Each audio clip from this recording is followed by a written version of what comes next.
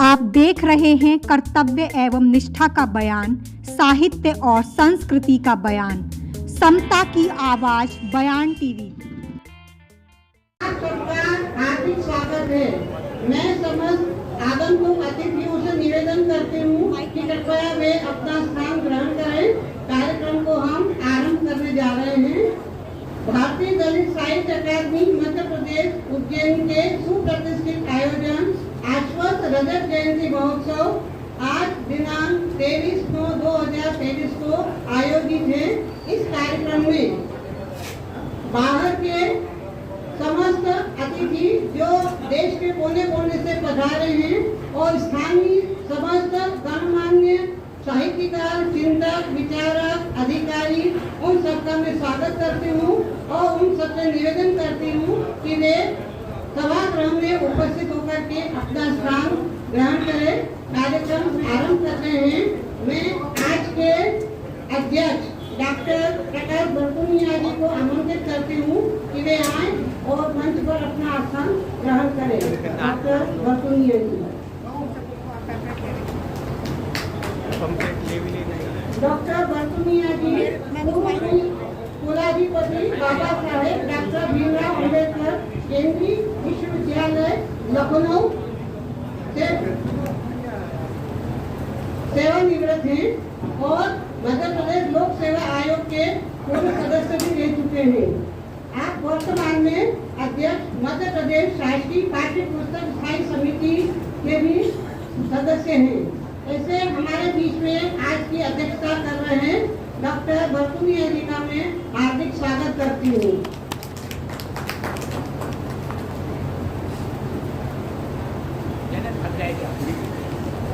मैं डॉक्टर प्रेमलता टुटेल को भी आमंत्रित करती हूँ कि वे आए और मंच पर अपना आसन ग्रहण करें। मैडम टुटेल पूर्व विभागाध्यक्ष हिंदी विभाग विक्रम विश्वविद्यालय उज्जैन और अभी वे बहुत ही महत्वपूर्ण कार्य से जुड़ी हुई है। राष्ट्रीय शिक्षा नीति 2020 की जो भाषाएं का काम है उसको लेकर के वो पूरे प्रदेश का दौरा कर रही हैं। उनका बहुत व्यस्त कार्यक्रम है, बिल्कुल फुर्सत नहीं है, लेकिन हमारे निवेदन पर वे आज यहाँ उपस्थित हुई हैं। मैं उनका हृदय से स्वागत करती हूँ।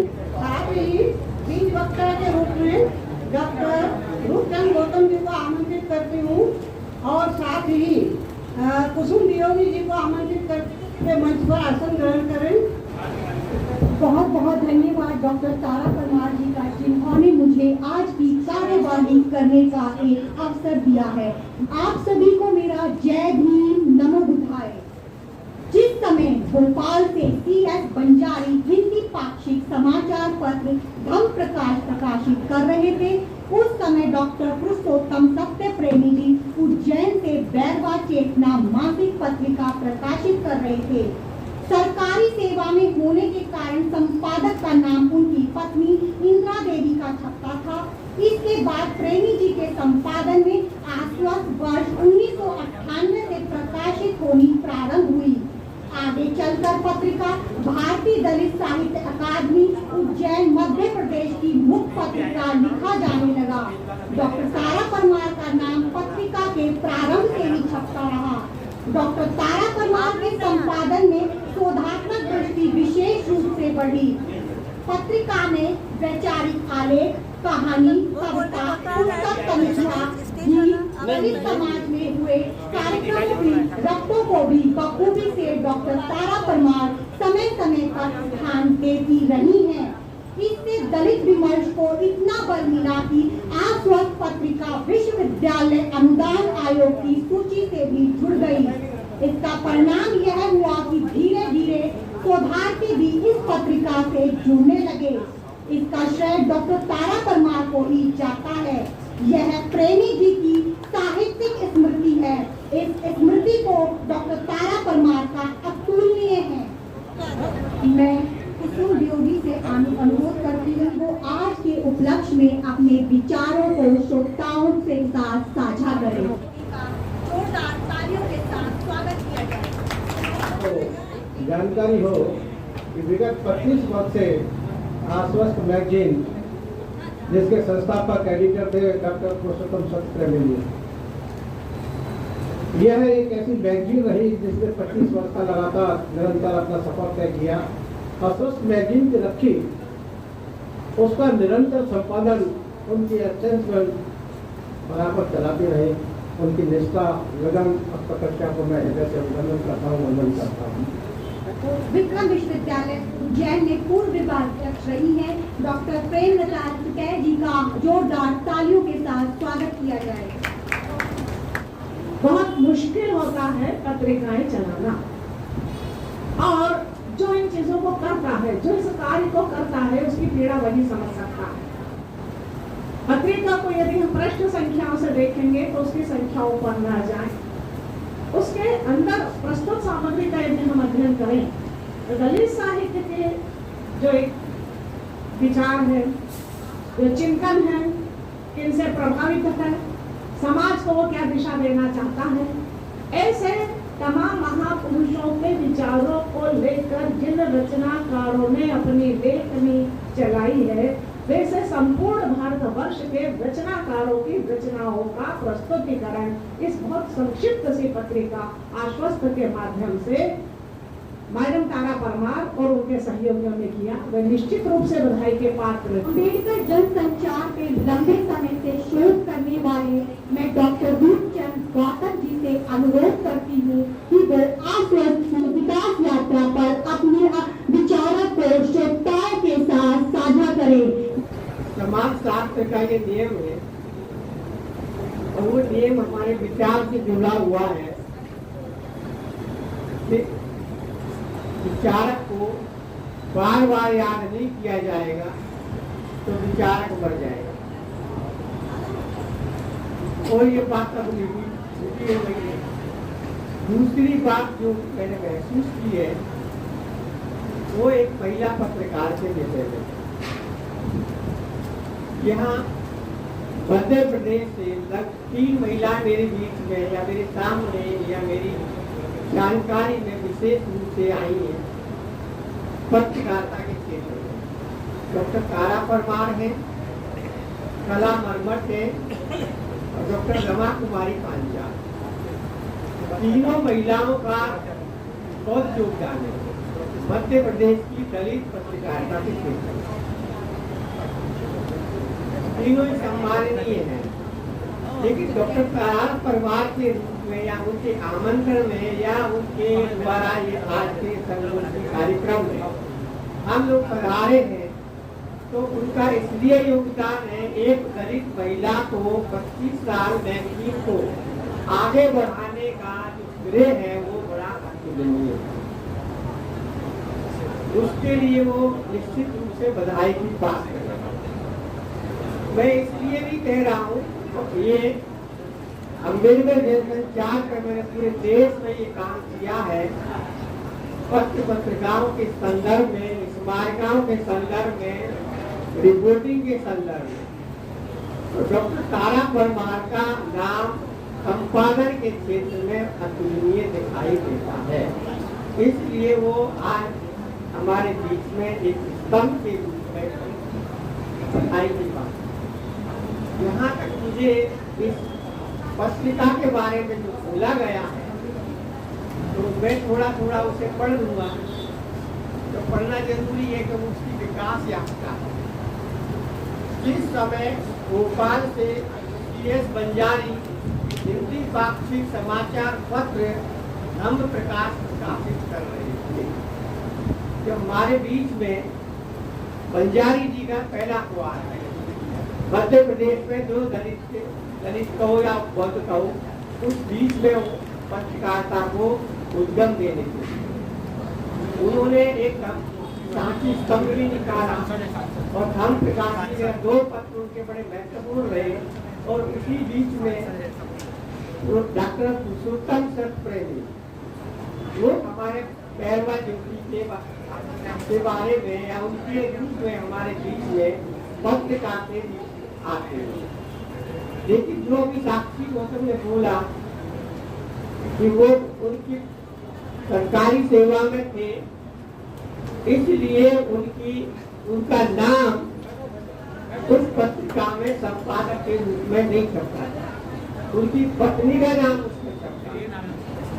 और बाद में ये 1998 से नियमित पत्रिका हमें लोगों के बीच में दिखाई दी, और इसलिए दिखाई दी है कि प्रेमी जी का एक सपना था बंधुता के अलावा जो भारतीय संविधान की प्रस्तावना है उसमें दिए गए उद्देश्यों को पूरा करने के लिए ये पत्रिका प्रारंभ की गई, और उस विचार को लेकर के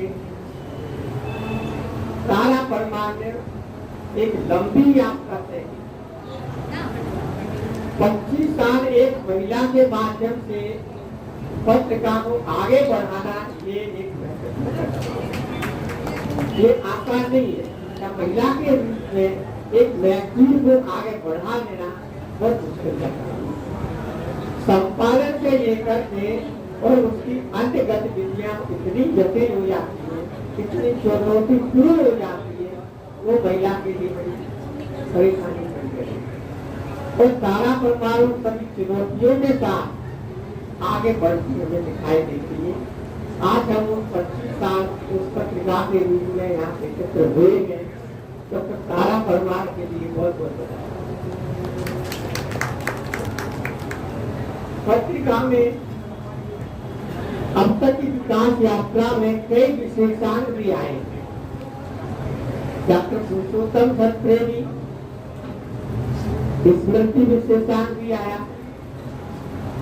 डॉक्टर सतप्रेमी जी ने संगोष्ठी करी इसी उज्जैन में 3 दिन की। उस संगोष्ठी के रूप में भी विशेषांक आया 114 पेज का, 104 पेज का। इस तरह से और भी विशेषांक आए। वो विशेषांक की दलित अभिव्यक्ति को अग्रसित करते दिखाई देते। जबकि तारा परमार केवल दलित की जीवित नहीं है, उनकी संपादकीय को पढ़ा जाए तो वो पर्यावरण से संबंधित भी, शिक्षा से संबंधित भी संपादकीय दिखाई देती है। संपादकीय इस तरह की है जैसे कुछ शोध आलेख लिख रही है, और शोध आलेख लिखते साथ साथ वो हमें सोचने के लिए दिवस भी करती है। वो संपादकियों की बहुत महत्वपूर्ण विशेषता कही जाती है। हालांकि दूसरे पत्र पत्रिकाओं में संपादकीय बड़ी सतही दिखाई देती है, लेकिन डॉक्टर तारा परमार की जितने भी हम अंक देखेंगे कि आश्वस्त थे, उन सभी अंकों को देखें, मूल्यांकन करें, उन संपादकियों का मूल्यांकन करें, तो हर संपादकीय एक शोध के रूप में हमारे साथियों को अब इस दृष्टि से देखा जाए तो पत्रिका एक शोधात्मक दृष्टि को भी आगे बढ़ाती है। केवल हमें पढ़ने या सोचने के लिए विवश नहीं करती, बल्कि शोधार्थियों को लिए शोधार्थी दृष्टि भी प्रदान करती दिखाई देती है। तो वो भी हमें उसको भी हमें देखना चाहिए। लेकिन तीसरी विशेषता ये मैं कह सकता हूँ कि जिस तरह से उन्होंने संपादकीय को, डॉक्टर पुरुषोत्तम प्रेमी के विचारों को या आगे बढ़ाया, उसी दृष्टि से आगे देखें तो पत्रिका विश्वविद्यालय अनुदान आयोग की सूची में भी जाकर के हमें दिखाई देती है। ये सबसे बड़ी महत्वपूर्ण विशेषता है। दलित समाज में बहुत सारी मैगजीन निकली है, लेकिन जिस तरीके से हमारे एक उससे पहले एक बयान पत्रिका होती थी जो मोहनदास नेहरू सराय निकालते थे, वो विश्वविद्यालय अनुदान आयोग की सूची में थी। उसके बाद जब देखें तो हमारी आश्वस्त मैगजीन है जो सूची के तीसरे स्थान पर है। तीसरा स्थान प्राप्त करना हम सबके लिए गौरव की बात है। पत्रिका में राष्ट्र मूवमेंट में जो संगोष्ठियां हुई है या अकादमी का वो मुख्य पत्र बनी है, तो अकादमी के माध्यम से कुछ पुरस्कारों की परंपरा भी शुरू हुई है। कबीर पुरस्कार है, सावित्रीबाई फुले पुरस्कार है, या गुरु नारायण पुरस्कार है, स्वामी अच्युतानंद पुरस्कार है। ऐसे कई पुरस्कार अकादमी ने दिए और उन पुरस्कारों के साथ भी आश्वस्त आपने खड़ी दिखाई, वो भी एक हमारी इस पत्रिका की उपलब्धि है। अब इन सारी बातों को देखते पीछे प्रेमी जी का विचार है। प्रेमी जी का जो विचार है उसको आगे लाए हैं आप लोग, और उस पर सहयोग लिए, रचना के रूप में लिए, आर्थिक रूप में लिए। हमें अपने मुंह से जो बोलना है, जो कहना है, उस पे अपने कटिबद्ध या वचनबद्ध होना चाहिए। किसी छोटी छोटी पत्रिकाओं के माध्यम से जब इन लोगों ने पीएचडी तक हासिल की, लेकिन ये ऐसी पत्रिकाओं में प्रोफेसर बनने के बाद पत्रिका से छोड़ गए, पत्रिका से हट गए। इसलिए अब हम बड़े हो गए, अभी छोटी पत्रिकाओं में लिखने के मन से हो गए। ऐसा उन्होंने समझा। यदि अकादमिक स्तर से पत्रिकाओं को सहयोग मिले तो हमारा विचार और सुंदर बन जाए। वो अपेक्षा हमें अकादमिक स्तर पर करनी चाहिए थी, वो अपेक्षा हमें पूरी नहीं हो पाई। हमें गैर अकादमिक लोगों का तो पत्रिका में सहयोग मिला और अभी भी मिल रहा है, लेकिन अकादमिक स्तर पर जिस तरह से सहयोग मिलना चाहिए था वह सहयोग हमें अभी नहीं मिल पा रहा। सांसद को बुलाऊंगी। इनका एक बड़ा सपना उज्जैन शहर को एक आदर्श शहर को संसाधन सुलभ, सुरक्षित और औद्योगिक शहर बनाना है। साथ ही रेल नेटवर्क का विभाजन करना उज्जैन शहर को औद्योगिक शहर का गौरव दिलाना भी है। ये उज्जैन शहर में इंटरनेशनल एयरपोर्ट की स्थापना के लिए भी प्रयत्नशील है। मैं डॉक्टर अनिल फिरोजिया जी को एक बार पुनः अनुरोध करती हूँ कि वे मंच पर आए और अपने विचारों को श्रोताओं के साथ साझा करें। कि हमारी बड़ी बहन आदरणीय तारा परमार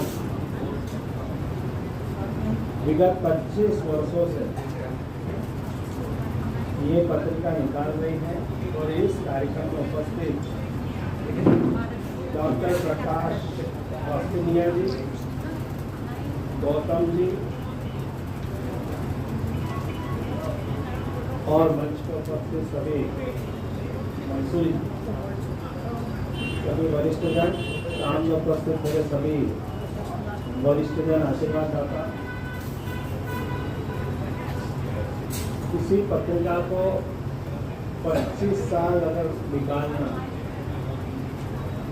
तो सतत चलाना, ये बहुत बड़ा बोलना चाहिए कि हिमालय पर्वत चढ़ने जैसा काम, और वो भी आज के युग में, जिस युग में सोशल नेटवर्किंग हो गई है। सोशल नेटवर्किंग में आजकल ई पेपर आना चालू हो गया। टेलीविजन पे जाओ तो हर पल ब्रेकिंग न्यूज। ऐसे युग में पत्रिका निकालना वास्तव में बहुत बड़ा काम है। मैं अपनी ओर से, परिवार की ओर से बहुत शुभकामनाएं, बधाई देता हूँ। और पत्रिका में स्वतंत्र विचार रखना, ये भी बहुत हमने अध्यक्षता भाषण के लिए डॉक्टर प्रसाद बरतूनिया, पूर्व कुलपति बाबा साहेब डॉक्टर भीमराव अंबेडकर केंद्रीय विश्वविद्यालय लखनऊ। मैं डॉक्टर प्रकाश बरतूनिया जी से अनुरोध करती हूँ कि वो अपनी अध्यक्ष भाषण पर प्रकाश डालें। पुरुषोत्तम चतुर्वेदी जी से भी परिचित था, उनके साथ चर्चा मुलाकात भी हुई पत्रिका के संबंध में। वो भी वन मैन आर्मी की तरह ही काम करते थे। जब एकाएक उनका निधन हो गया तो एक शून्य सा लगा कि अब ये काम यहीं विराम लग जाएगा। मुझे भी लगा कि अब बहुत मुश्किल है, क्योंकि वो बहुत सक्रिय थे और अच्छा काम कर रहे थे। संघर्ष उनका भी था, विज्ञापन मिलता नहीं था। और भी कई उनके संकट थे, लेकिन तारा जी ने कमाल किया, अद्भुत काम किया। और उन्होंने उनका जो एक शून्य था, जो रिक्तता आई थी, उसको इतना अच्छी तरीके से भर दिया। बल्कि मैं कहूँगा कि वो वन मैन आर्मी थे, ये वन वुमेन आर्मी। वास्तव में मुझे ऐसा लगा, वास्तव में ये वन वुमेन आर्मी। तो ऐसा ये जो पत्रिका है ये निकालती है, तो मैं भी एक पत्रिका का संपादक रहा हूँ। मैंने देखा कि आर्थिक संकट ही नहीं होता, केवल विज्ञापन का संकट नहीं है, एकेडमिक संकट भी है। कई बार संपादक को दूसरों के नाम पर 2-3 लेख लिखने पड़ते थे, क्योंकि वो क्वार्टरली निकालना, मंथली निकालना, बाई मंथली निकालना, वो एक बहुत मुश्किल वाला काम है। सबको टेलीफोन करना, उनको याद दिलाना, अच्छे लेखकों से संबंध रखना, उनको लगातार उनको प्रेरित भी करना, उनको विषय बताना, विषय पर लिखवाना, इतना संकट है कि जो संपादक है वो उसी में लगा रहता है। और उसके बाद जब देखा कि पूरे प्रश्न नहीं हो रहे हैं, 1-2 लेख कम है, तो फिर खुद ही लिखना पड़ता है। और कभी कभी दूसरे के नाम से भी लिखता है, लेकिन पत्रिका के संपादन और संचालन के लिए ये सब करना पड़ता है। वैसे कोई गलत नहीं है, लेकिन करना पड़ता है। तो ये पत्रिका का 25वां वर्ष है, रजत जयंती समारोह है। उसकी मैं न केवल तारा परमार जी को बधाई देता हूँ, बल्कि उसके संपूर्ण लेखक जो उसमें अपना योगदान देते, समय समय पर लिखते हैं, कविताएं लिखते हैं, उन सबको भी बधाई देता हूँ। और दूसरी बात एक और है कि इसका नाम आश्वस्त है, और ये दलित साहित्य अकादमी की पत्रिका है, लेकिन मैंने देखा कि ये सामाजिक समरसता का भी एक दस्तावेज है। इसमें ऐसा नहीं है कि दलित साहित्यकारों की ही रचना है या होगी, समाज के सभी वर्गों के लोग उसमें लेख, कविताएं, कहानियाँ, ये बहुत बड़ी बात है। आज के युग में जो सामाजिक समरसता का जो भाव है, उसमें ये पत्रिका पूरी तरीके से खरी करती है। आज के इस सत्र के प्रथम सत्र के लिए हमारे बीच में आदरणीय भटकुनिया जी, गौतम साहब और मंजा सिंह अतिथि और आज जो भी हमारे बीच में आए हैं, इन सबका हार्दिक अभिनंदन